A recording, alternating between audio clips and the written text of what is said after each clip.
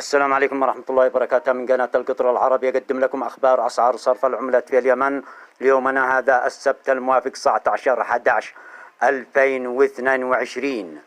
صنعاء الدولار الأمريكي بيع 560.5، السعر الشراء 559.5. الريال السعودي بيع 148.8، السعر الشراء 148.5.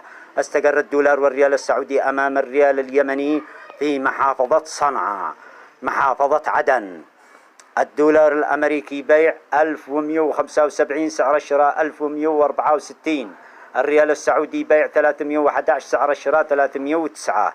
محافظة حضرموت الدولار الأمريكي بيع 1185، سعر الشراء 1171. الريال السعودي بيع 312، سعر الشراء 310. تراجع سعر الدولار والريال السعودي أمام الريال اليمني في محافظة عدن ومحافظة حضرموت.